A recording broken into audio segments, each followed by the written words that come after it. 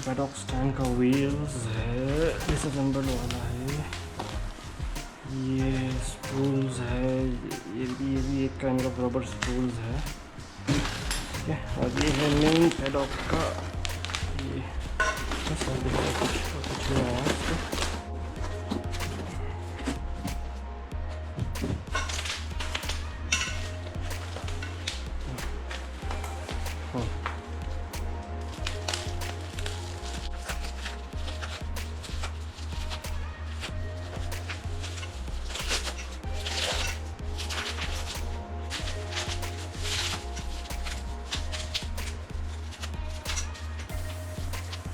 यहाँ पे स्क्रू है ज्वाइन करने के लिए, लिंक मैं दे दूँगा डिस्क्रिप्शन में। और अच्छा सा हैवी है, वेट उठा लेगा, मतलब अगर सुपर बाइक भी हो तो भी उठा लेगा।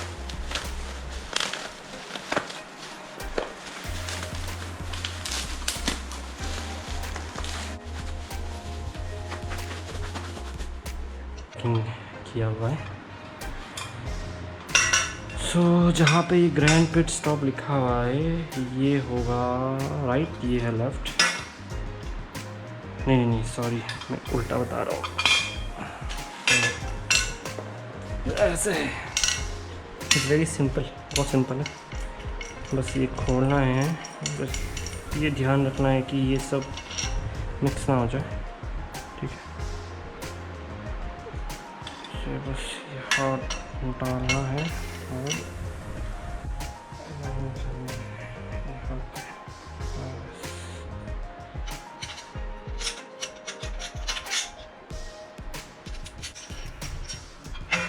पैडॉक के साथ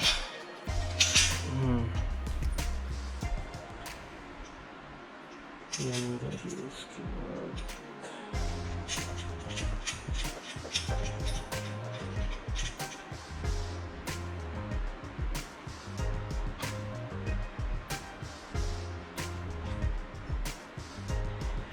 हैंड टाइट कर रहा है, बाद में कर देंगे। So here is the paddock stand, इसे थोड़ा सा टाइट कर देते हैं। अभी हम टूल्स लेके आ गए हैं, अभी देखेंगे कौन सा लगेगा इसमें। शायद 10 नंबर, शायद 10 नंबर नहीं, बड़ा है, बड़ा है, बड़ा है, बड़ा है, शायद 13।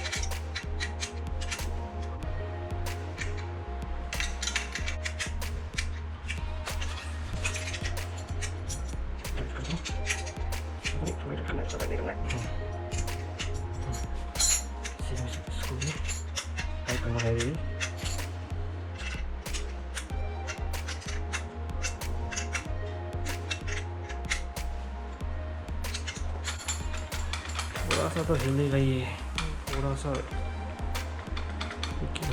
इसे देखेंगे, थोड़ा सा हिलता है ये, आई थिंक ठीक है। ये देखेंगे इसके साथ क्या क्या आया है। ये तो है रबर वाला, जो अपनी रबर इस ये जो स्विंग आर्म को उठाएगा, मतलब स्विंग आर्म के लिए है। अगर आपके बाइक में स्पूल्स नहीं हैं तो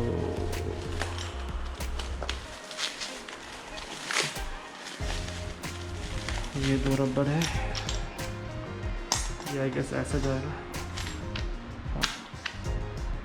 ये ऐसे जाएगा और ये ऐसे जाएगा, ठीक है। एक तो ये है रबर वाला, और एक अगर आपके बाइक में स्पूल्स है तो इसके साथ एक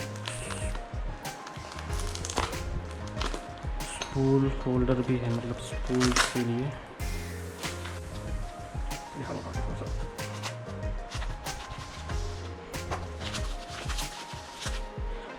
बहुत ज़्यादा बेहतरीन पैकिंग किया हुआ है उन्होंने।